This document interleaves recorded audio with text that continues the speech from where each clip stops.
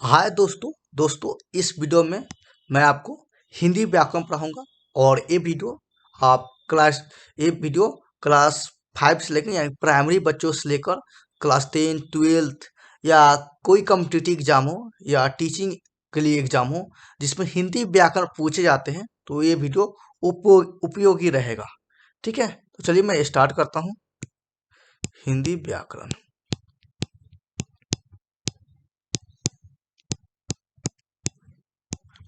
हिंदी व्याकरण। तो हिंदी व्याकरण पढ़ने से पहले इस हिंदी के बारे में जानते हैं कि क्या होता है। तो मैं आपसे पूछूंगा कि हिंदी क्या होता है, तो आप बताइए सर हिंदी हम एक भाषा है और भाषा में भी हिंदी हमारी मातृभाषा है। थोड़ा मोटा कर दूं। हिंदी क्या है? हमारी मातृभाषा है। मैं पूछूंगा कि मातृ मतलब क्या होता है, तो आप कहेंगे सर मातृ मतलब माता होता है और भाषा मतलब भाषा होता है। यानी कि हिंदी एक ऐसी भाषा है जिसके जन्म का पता नहीं है। यानी कि हम लोग को जो पीढ़ी दर पीढ़ी आ, पूर्वज लोग बोलते आए हैं, तो मानी कि हम लोग की माँ की भाषा है, इसलिए हम लोग इसे मातृभाषा कहते हैं। ठीक है, चलिए। तो मैं कहूँगा अच्छा तो भाषा क्या होता है, तो आपका जवाब रहेगा सर भाषा एक माध्यम होता है जिसके द्वारा हम लोग किसी दूसरे लोगों से, किसी भी लोगों से अपने विचार या हमारे अंदर की जो भावना होती है, यानी कि हम कोई हमारा कुछ भी किसी दूसरे से शेयर करते हैं, उस माध्यम को हम लोग भाषा कहते हैं। ठीक है, चलिए मैं आपको समझाता हूँ। आपका कहना सही है, पहले मैं क्लीन करता हूँ।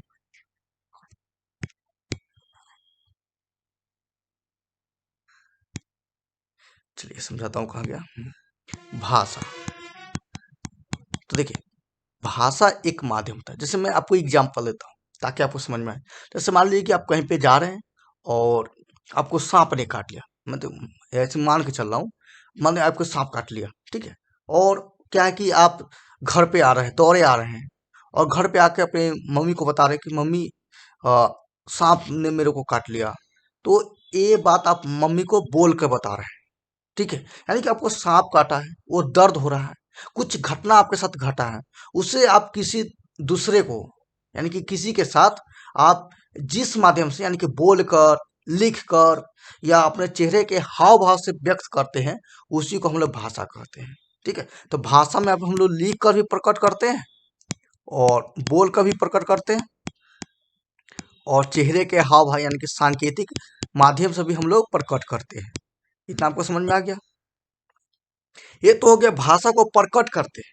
लेकिन आखिर भाषा क्या है? हमको एग्जाम में अगर मान लीजिए हम क्लास 10th में है, भाषा आ जाता है लिखने के लिए कि भाषा क्या होता है, तो हम क्या लिखेंगे? तो सिंपल सा आप लिखिएगा, मैं लिख ही देता हूँ आपको। लिखिएगा भाषा वह माध्यम है, और कॉमा दीजिएगा, जिसके द्वारा हम लोग अपने विचारों व, या यहाँ पे अथवा कर सकते हैं, विचारों अथवा या विचारों व भावनाओं भावनाओं को दूसरे, खुद से तो शेयर हो ही जाएगा, दूसरे लोगों के साथ साझा करते हैं। थोड़ा ऊपर, साझा करते हैं, भाषा कहलाता है। मैं ये सब पहले से भी लिख कर रख सकता था, लेकिन मैं सोचा कि लाइव लिखूंगा सही रहेगा। ठीक है, चलिए इसको आप स्क्रीनशॉट भी ले सकते हैं, तो इसको देख लीजिए। एक बार फिर से मैं पढ़ देता हूँ। भाषा वह माध्यम है जिसके द्वारा हम लोग अपने विचारों व भावनाओं को दूसरे लोगों के साथ साझा करते हैं, भाषा कहलाता है। ठीक है, आप समझ गए इतना। चलिए अब मैं ऊपर आता हूँ। तो सब तो मिटा दिया हूँ, तो इसी को भी मिटा देता हूँ। आप स्क्रीनशॉट लेना चाहते हैं, स्क्रीनशॉट भी ले सकते हैं। चलिए, अब मैं हिंदी व्याकरण स्टार्ट किया था ना, तो हिंदी व्याकरण में आप हिंदी समझ गए। क्या समझ गए? कि हिंदी एक भाषा है और भाषा में भी हमारी मातृभाषा है। ठीक है, चलिए। और भाषा को हम लोग व्यक्त जो है मेनली तीन तरीके से कर सकते हैं, लिख कर यानी कि लिखित, दूसरा मौखिक यानी कि बोलकर, और तीसरा है सांकेतिक यानी कि आप संकेत के रूप में, चेहरे के हाव भाव के रूप में, हाथ उत हिला उला कर, ऐसे नहीं होता, हाथ चेहरे का, बॉडी का एक्सप्रेशन बिना बोले, मतलब बिना लिखे बिना बोले आप जो भी व्यक्त कीजिएगा वो सांकेतिक हो जाएगा। ठीक है, चलिए, तो ये भी भाषा आप समझ गए। भाषा का भी अलग होता है, मतलब कि हम लोग जहाँ पे रहते हैं तो हम लोग का एरिया बाई एरिया कुछ भाषा होगा, और हम लोग जिस देश में रहते हैं उस देश में भी एक भाषा होगा, जिसे वहाँ पे जिसे राष्ट्रभाषा बोलते हैं, ठीक है, या राजकीय भाषा बोलते हैं, या मातृभाषा बोलते हैं, मतलब पूरे कंट्री में बोला जाता है, यानी कि उस कंट्री में बोलिएगा तो समझ में आए। जैसे इंडिया में है तो इंडिया में हिंदी बोलिएगा तो सब समझ जाएगा कि अच्छा हिंदी ये है, ठीक है। लेकिन सबका अपना क्षेत्रीय भाषा होगा, उड़िया है, उड़ीसा रहेगा तो उसका उड़िया भाषा है, पंजाब साइड जो रहेगा उसको पंजाबी भाषा है, ठीक है, समझ गए। बिहार साइड में कुछ है तो मैथिली रहेगा, बिहार भोजपुरी रहेगा, बिहारी रहेगा, ठीक है। तो भाषा का वो एरिया के हिसाब से अलग अलग भाषा प्रकार है, ठीक है। लेकिन भाषा को व्यक्त करने के आधार पर तीन प्रकार का होता है, लिखित भाषा, मौखिक भाषा, सांकेतिक भाषा। ये सब मैं लिख नहीं रहा हूँ, आपको समझा दे रहा हूँ। लिखित भाषा होता है जिसमें हम लोग अपनी विचार व भावनाओं को किसी के सामने लिख कर प्रकट करते हैं, यानी कि पत्र के माध्यम से, मतलब पत्र पे या किताब पे कॉपी पर लिख कर प्रकट करते कि ये लीजिए मैंने अपना विचार से प्रकट कर दिया, ठीक है, दस्तावेज या पत्र के माध्यम से। मौखिक हो गया, हम लोग सामने डायरेक्ट बात कर लेते हैं, मौखिक में आप फोन से भी यूज करते हैं, ठीक है, समझ गए। और सांकेतिक में हम लोग संकेत हाथ से, इशारा से, चेहरे का एक्सप्रेशन से, बॉडी एक्सप्रेशन से, ठीक है, जैसे मान लीजिए आप हाथ हिलाते हैं, जैसे ये हमारा हाथ है, हाथ हिलाते हैं टेढ़ा में तो वो हाई होता है, थम्स अप करते हैं, बहुत सारा है। तो ये भाषा का ये व्यक्त करने के आधार पर तीन प्रकार के भाषा हो जाएगा, लिखित, सांकेतिक, मौखिक। और भाषा एरिया के हिसाब से एक होता है क्षेत्रीय, एक होता है और राष्ट्रीय, ठीक है। चलिए अब आगे पढ़ते हैं, स्क्रीनशॉट ले सकते हैं, मैं मिटा रहा हूँ। चलिए अब आगे क्या चीज़ है, तो भाषा समझ। तो भाषा में भी कुछ ऐसे भाषा होता है, देखिएगा, भाषा का ही एक टाइप होता है क्षेत्रीय भाषा। लेकिन क्षेत्रीय भाषा को हम लोग जनरली बोली कहते हैं, ठीक है, मतलब बोली भाषा सेम है, लेकिन इसमें कुछ ना कुछ थोड़ा डिफरेंस है। तो उसी थोड़ा डिफरेंस को ही एग्जाम में आपको क्लास 10th या 12th में एक क्वेश्चन पूछ देता है कि बताइए भाषा और बोली में क्या अंतर है, यही क्वेश्चन पूछ देता है, ठीक है। ये जो कुछ परिभाषा बता रहा हूँ ये कॉम्पिटिटिव एग्जाम में परिभाषा नहीं पूछता है डायरेक्ट, और वो सभी मैं हार्ड पे आ रहा हूँ, देखिए शुरू से स्टार्ट कर रहा हूँ ना तो बेसिक बताना जरूरी पड़ेगा। तो भाषा और बोली में क्या अंतर है ये पूछा जाता है, ठीक है। तो मैं आपको थोड़ा सा बता देता हूँ फिर इसका आंसर लिख दूंगा, ठीक है। तो देखिए, भाषा हो गया ये आपको, इसका अर्थ जो है सब जगह सेम रहेगा। जैसे हिंदी हमारी भाषा है, हिंदी में आप बोलिए मैं आम खाता हूँ, तो कहीं भी बोलिएगा हिंदी में मैं आम खाता हूँ तो समझ आएगा कि आम खाने की बात है, अर्थ वही रहेगा, ठीक है। जो भी अगर हिंदी भाषा समझता होगा तो आप बोले हैं मैं आम खाता हूँ तो समझ जाएगा कि मैं आम खाता हूँ, ठीक है। लेकिन इसमें बोली में हम आम खाई छो, हमरो के आम दो, मतलब बोली का अर्थ ना दूसरे एरिया में जाइएगा तो चेंज हो जाएगा, ठीक है। मतलब बोली में हम लोग कुछ ठेठ लैंग्वेज इस्तेमाल करते हैं, यानी कि क्षेत्रीय शब्द इस्तेमाल करते हैं, जो उस शब्द का अर्थ जो है क्षेत्रीय जगह पे, क्षेत्र में, अपने क्षेत्र में उसका अर्थ कुछ और अर्थ होता है, और उसी शब्द को दूसरे क्षेत्र में कुछ और अर्थ होता है, ठीक है। चलिए समझ गए। और भाषा में हम लोग कोई किताब उताब की रचना करते हैं, किताब लिखाता है, जैसे हिंदी भाषा में, अंग्रेजी भाषा में, पंजाबी भाषा में, ये सब में क्या होता है किताब लिखाता है, लेकिन बोली में नहीं लिखाता है, ठीक है। बोली में लिखेगा तो उस क्षेत्र विशेष में चलेगा ना, लेकिन किताब सब जगह सर्वमान रहता है, यानी सब जगह जाएगा, तो दूसरे एरिया वाला को तो समझ में नहीं आएगा, वो गलत समझ लेगा, ठीक है। चलिए और भी है, अब मैं डायरेक्ट आंसर ही इसका लिख देता हूँ। क्वेश्चन लिखिए, आप नोट कर रहे हैं तो। क्वेश्चन हमारा है, प्रश्न उजला कलर से, प्रश्न भाषा और बोली में क्या अंतर है, भाषा और बोली में क्या अंतर है। तो डायलॉग तो आपको पता ही है, उत्तर लिखे चाहे आंसर लिखिए, भाषा और बोली में निम्नलिखित अंतर है। ठीक है, भाषा और बोली में निम्नलिखित अंतर है। ये तो भाई कोई भी अंतर लिखो उसमें तो लिखना ही पड़ता है। एक साइड लिखिए भाषा और दूसरे साइड लिखिए, लिखा ना भाई, बोली। ठीक है, ऊपर ले जाओ, ऐसे कर दीजिए। और एक नंबर से तो पहले फर्स्ट में तो भाई परिभाषा लिखाता है। ठीक है भाई, कोई भी तो ऐसे बुरा नहीं मानेगा, ऐसे बोलते हैं। तो भाषा और बोली का अंतर लिखना है तो फर्स्ट में भाषा का परिभाषा लिख दीजिए, बोली का परिभाषा लिख दीजिए। ठीक है, समझ गया। चलिए, नहीं तो सिंपल सा जो लिखा था वो लिखते जाइए। यह सभी जगह मान्य होता है। यह किसी क्षेत्र, आप जो फेयर में या गेस में याद किए होंगे थोड़ा डिफरेंट होगा, लेकिन सबका अर्थ है कि किसी क्षेत्र विशेष में मान होता है।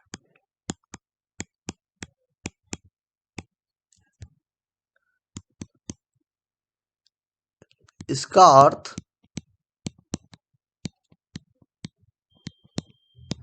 सभी जगह समान होता है। इसका अर्थ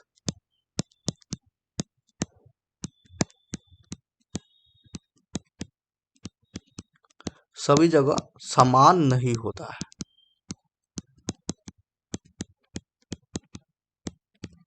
तीसरा है, इसमें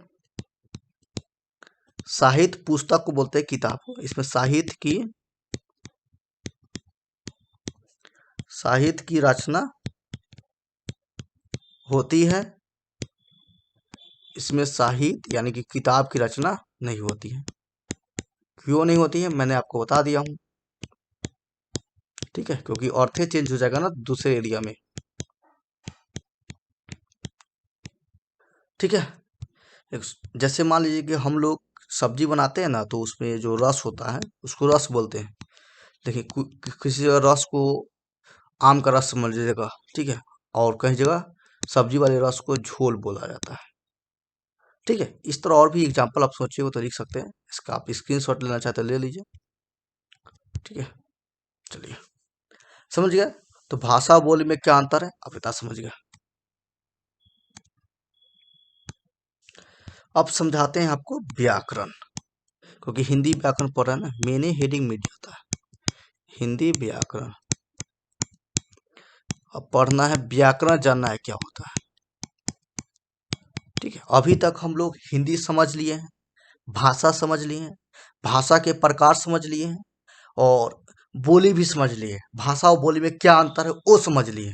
अब हम लोग को व्याकरण समझना क्या होता है। व्याकरण तो समझाते, देखिए, व्याकरण कुछ नहीं, व्याकरण एक नियम कानून होता है। यानी कि व्याकरण के माध्यम से हम लोग, व्याकरण के द्वारा हम लोग किसी भाषा को लिखते हैं। ठीक है, मतलब व्याकरण एक नियम कानून है। जैसे हम लोग अपने देश को चलाते हैं, मतलब देश का नियम कानून फॉलो करते हैं, तो वो क्या संविधान है। यानी कि हम लोग किसका नियम कानून फॉलो करते हैं, तो संविधान का। उससे भाषा हम लोग कहीं बोलते हैं तो वो भाषा को हम लोग व्याकरण के माध्यम से बोलते हैं, यानी कि व्याकरण का यूज करके बोलते हैं। सोचिए, एक और चीज और भाषा व्याकरण में अंतर लिखा रहता है ना, तो एक और पॉइंट छूट गया, 3 ही पॉइंट लिखे थे ना, तो उसमें ऐड कर लीजिएगा। मैं मिस कर गया था। मतलब भाषा का अपना व्याकरण होता है, बोली का कोई खास व्याकरण नहीं होता है। ठीक है, मतलब भाषा में व्याकरण का उपयोग होता है, लेकिन बोली में कोई खास व्याकरण का उपयोग नहीं होता है। समझ में आ रहा है, मतलब भाषा का अपना व्याकरण होता है, बोली का अपना व्याकरण नहीं होता है।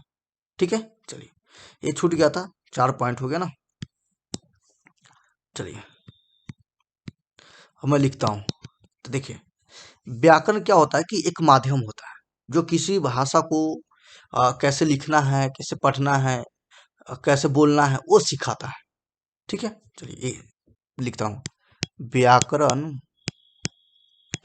और ये सब परिभाषा में बच्चों लोग को भी लिखाता हूँ, 12th पे भी लिखाता हूँ, 10th पे सेम रहता है सब। ठीक है, व्याकरण वह माध्यम है, कॉमा, जिसके द्वारा हम लोग किसी भाषा को, मेरे को याद हो गया ना, बार बार लिखाते हैं हम लोग किसी भाषा को शुद्ध शुद्ध शुद्ध शुद्ध लिखना, कॉमा, पढ़ना तथा बोलना सीखते हैं।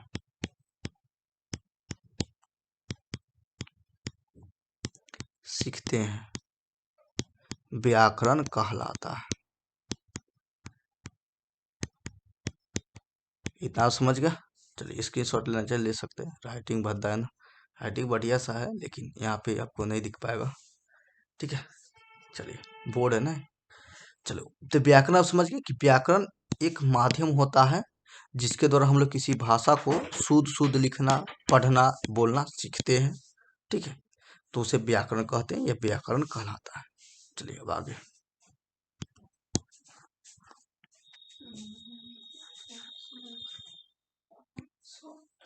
तो हिंदी व्याकरण समझ गए। और व्याकरण के प्रकार होता है, यानी कि हम लोग व्याकरण को अध्ययन की दृष्टि से बांटे हुए हैं। ठीक है, ऐसे व्याकरण को हम लोग 5 भागों में बांटे हुए हैं।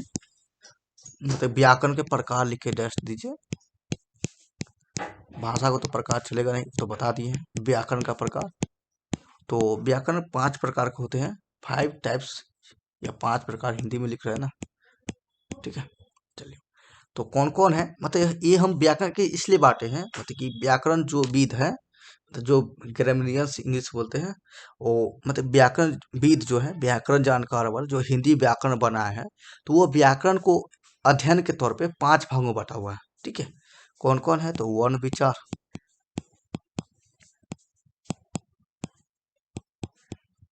दूसरा है शब्द विचार,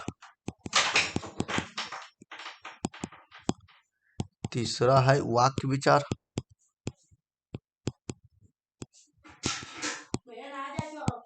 ठीक है, नहीं होगा पर पहला है वर्ण विचार, दूसरा है शब्द विचार, तीसरा है वाक्य विचार, और चौथा है चिन्ह विचार। ठीक है, और पांचवा है छंद विचार। ठीक है, तो डिस्टर्ब आ रहा होगा, तो कुछ कर नहीं सकते हैं। चलिए, तो इतना समझ गए आप। अब मैं आपको एकाएक करके वर्ण विचार बताऊंगा, शब्द विचार बताऊंगा, वाक्य विचार बताऊंगा, चिन्ह विचार और छंद विचार। ठीक है, ये सब का इंग्लिश होता है, और आप लोग देख लीजिएगा। ठीक है, मुझे याद था, मिस कर रहा है, फिर भी आप इसको गूगल पे टाइप कीजिएगा, वर्ण विचार इज इंग्लिश मीनिंग, तो आ जाएगा। ठीक है, चलिए, तो अब वर्ण विचार पढ़ते हैं, क्योंकि व्याकरण व्याकरण तो पढ़ना है ना, हिंदी व्याकरण। तो हिंदी व्याकरण का ही 5 प्रकार है, वर्ण विचार, शब्द विचार, वाक्य विचार, चिन्ह विचार, छंद विचार। तो वाक्य विचार पढ़ते हैं, इसको क्लीन कर देते हैं भाई सबको। ठीक है, चलिए, तो पहला है हमारा वाक्य विचार, सॉरी सॉरी, वाक्य थोड़ी नहीं, वर्ण विचार है। पहला है वर्ण विचार। ठीक है, ऐसे मैं जो जो लिखा है उसको बता देता हूँ, पर रुक जाइए।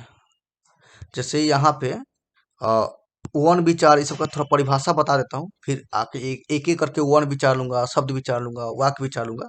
देखिए, कुछ नहीं है, इसका परिभाषा सिंपल सा है, यानी कि व्याकरण की वह शाखा, मतलब ये सब शाखा ही तो है, प्रकार मतलब, या ऐसे भी बोलेंगे व्याकरण का वह प्रकार, या व्याकरण की वह शाखा जिसमें हम लोग वर्ण का अध्ययन करते हैं, उसे वर्ण विचार कहते हैं। वर्ण क्या होता है बताएंगे। और व्याकरण की वह शाखा जिसमें हम लोग शब्द का अध्ययन करते हैं, तो शब्द विचार कहते हैं। उसी प्रकार से व्याकरण की वह शाखा जिसमें हम लोग वाक्य का अध्ययन करते हैं, तो वाक्य विचार कहते हैं। चिन्ह का अध्ययन करेंगे तो चिन्ह विचार कहेंगे, छंद का अध्ययन करते हैं तो छंद विचार कहेंगे, यही बात है। ठीक है, चलिए अब आगे।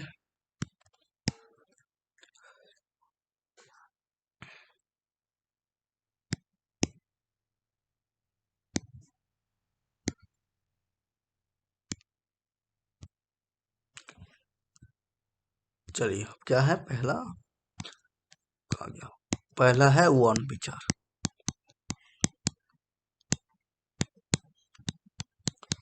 चलिए तो वर्ण विचार परिभाषा समझ गए कि व्याकरण की वह शाखा जिसमें हम लोग वर्ण का अध्ययन करते हैं। अब देखिए वर्ण समझाते क्या होता है। वर्ण क्या होता है? वर्ण, वर्ण का ही दूसरा नाम हम लोग अक्षर बोलते हैं। आप लोग अक्षर जानते होंगे, वर्ण नहीं जानते होंगे। तो वर्ण का ही दूसरा नाम अक्षर है, ठीक है। अब चलिए देखें, और इसी को इंग्लिश में लेटर बोलते हैं। इंग्लिश तो पढ़ नहीं रहे।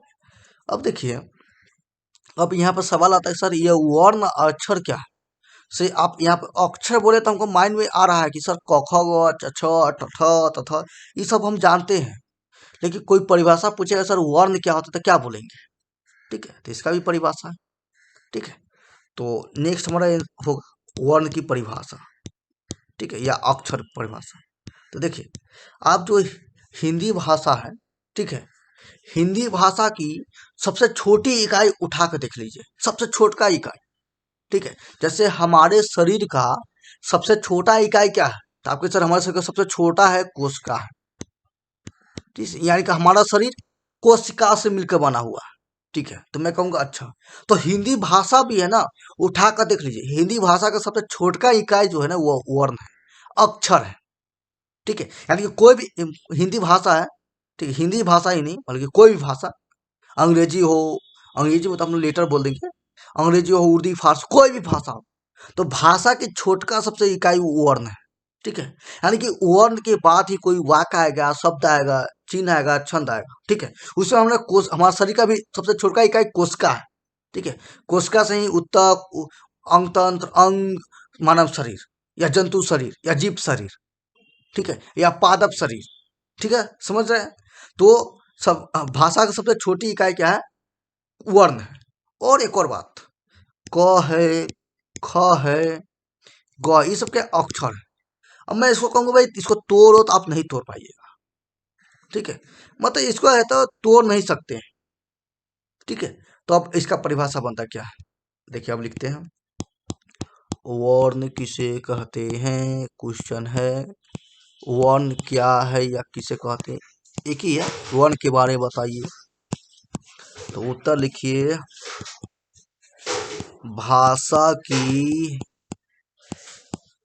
यहाँ पे आप शब्द भी, यहाँ पे आप शब्द या वाक्य या हिंदी भाषा कुछ भी लिख सकते हैं, ठीक है, लेकिन एक ऐसा परिभाषा लिखिए जो सब जगह सूटेबल हो, ठीक है, उसको कोई गलत नहीं ठहरा सके, ठीक है, और कोई इनकम्प्लीट नहीं बता सके, ठीक है, क्योंकि मैं जो परिभाषा लिखा रहा हूँ वो कंप्लीट है। भाषा की वह छोटी इकाई, इकाई या ध्वनि, ध्वनि मतलब साउंड, ठीक है, यानी कि हम लोग जो भी भाषा बोलते हैं तो उसका सबसे छोटा इकाई क्या है? छोटा इकाई या ध्वनि। तो भाषा की वह छोटी इकाई या ध्वनि जिसे जिसे खंडित यानी कि टुकड़े, खंडित या टुकड़े नहीं किया जा सकता है, उसे भाषा, उसे वर्ण कहते हैं, उसे वर्ण कहते हैं। समझ में आया? उसे क्या कहते हैं? वर्ण कहते हैं। इसकी शॉर्ट ले लीजिए। वर्ण किसे कहते हैं? तो भाषा की वह छोटी इकाई या ध्वनि जिसे खंडित या टुकड़े नहीं किया जा सकता है उसे वर्ण कहते हैं, ठीक है।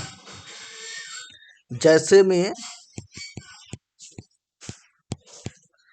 क वर्ग, क ख, क ख, समझिए ना,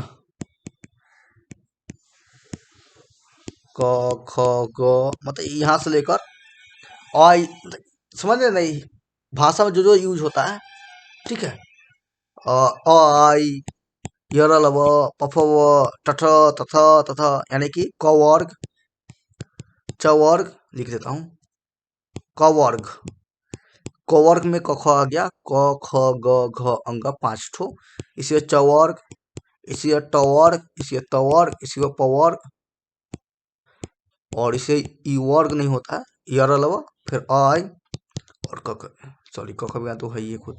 ठीक है, तो ये जो देख रहे हैं ना, यही हमारा क्या है, वर्ण है।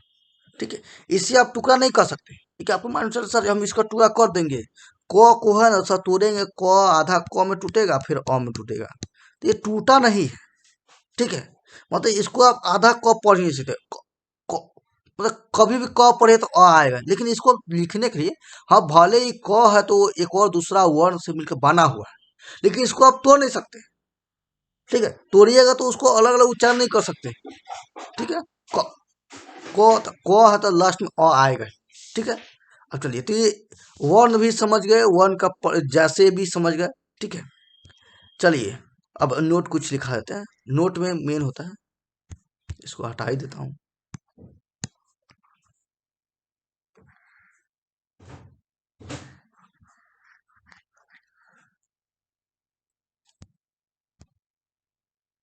इसको भी हटा देता हूँ।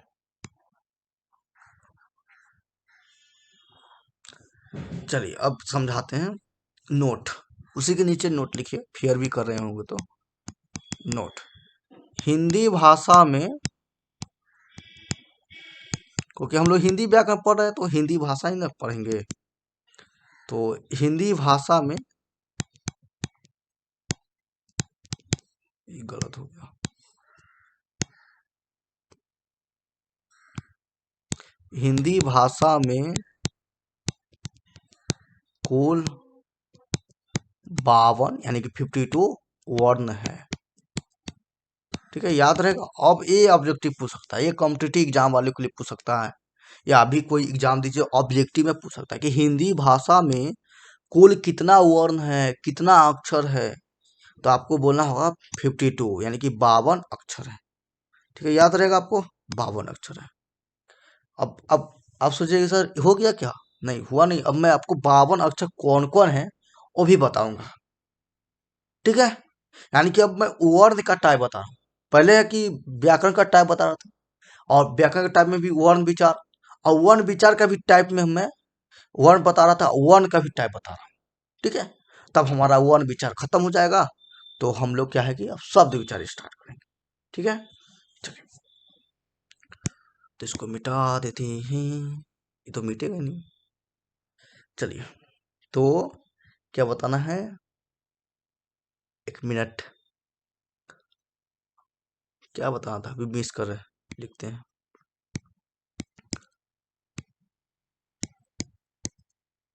हाँ, कौन कौन सा वर्ण, वर्ण का प्रकार बताना। देखिए, तो वर्ण का है ना, वर्ण का वर्ण मुख्यतः मुख्यतः कितने प्रकार, वर्ण मुख्यतः दो प्रकार के होते हैं। वर्ण मुख्यतः दो प्रकार के होते हैं। ठीक है, वर्ण मुख्यतः दो प्रकार के होते हैं, एक होता है स्वर वर्ण, दूसरा होता है व्यंजन वर्ण। स्वर वर्ण और दूसरा होता है व्यंजन वर्ण। इसको आप यहाँ पे ऐसे भी लिख सकते हैं, देखिए बेस्ट ए है, ये नहीं बेस्ट है, देखिए काम इससे भी चल जाएगा आपका। ठीक है, लेकिन बेस्ट ए है। चलिए अब समझाते हैं क्या, मिटा क्यों रहा हूं मैं।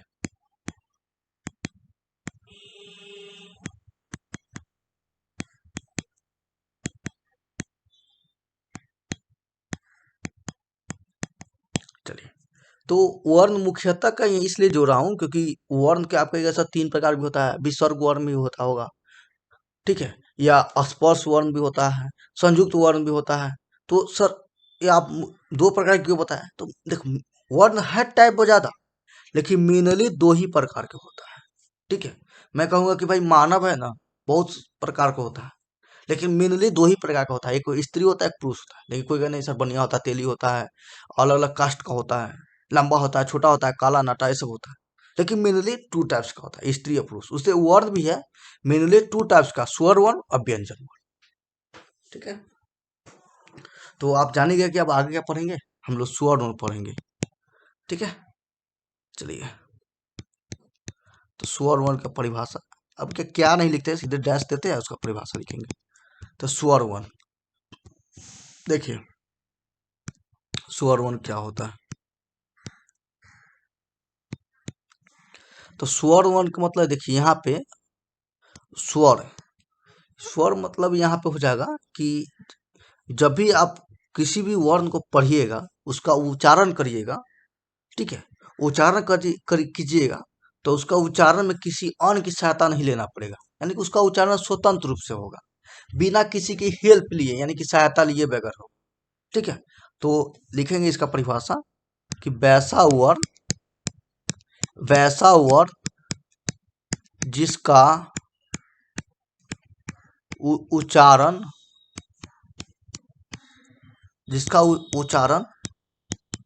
स्वतंत्र रूप से या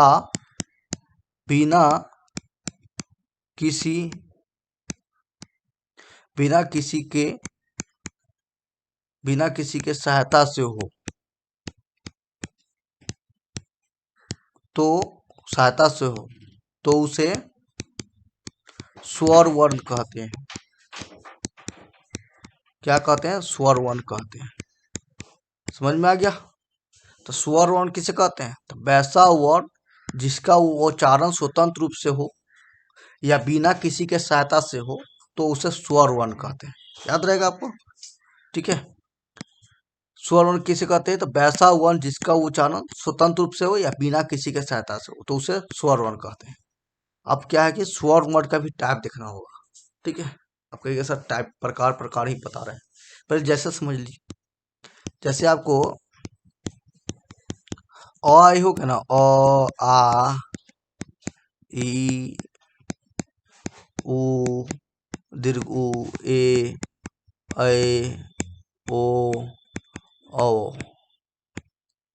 ठीक है, कितना हो गया? 5 5 10। ठीक है, चलिए समझ गए।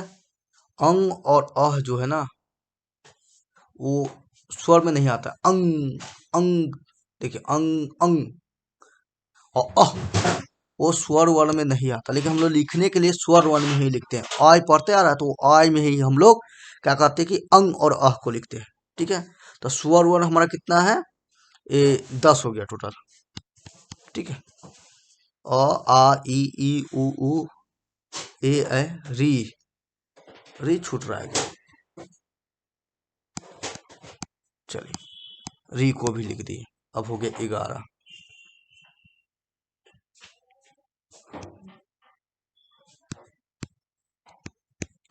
समझ गया आप स्वर वर्ण का टाइप्स, मतलब कि स्वर का परिभाषा समझ गए, और जैसे भी आप देख लीजिए।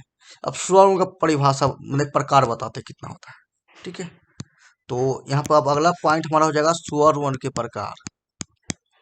अभी हमको टॉपिक याद है, ऐसा नहीं कि भूल है, मतलब कि स्वर वर्ण पढ़ लेंगे तो फिर व्यंजन वर्ण पढ़ेंगे। ठीक है, तो स्वर वर्ण के प्रकार।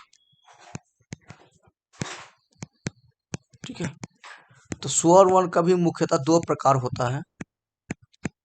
स्वर वर्ण कितने प्रकार का होता है? मुख्यतः 2 प्रकार के। एक होता है ह्रस्व स्वर और दूसरा होता है दीर्घ स्वर। ठीक है, याद रहेगा। ऐसे कहीं के पर 3 जगह भी दिया रहता है, प्लुत स्वर भी दिया रहता है, लेकिन हम लोग बच्चे लोग को सिर्फ 2 ही टाइप पढ़ाते हैं, ह्रस्व स्वर और दीर्घ स्वर।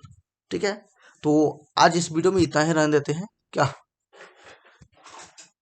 ठीक है, और नेक्स्ट से हम लोग क्या करेंगे, ह्रस्व स्वर और दीर्घ स्वर पढ़ाएंगे, फिर व्यंजन स्वर को पढ़ाकर और सबको गिनाकर टोटल 52 हमको पुराना ना, क्योंकि हिंदी भाषा में टोटल 52 वर्ण है, तो हमको 52 वर्ण पुराना है।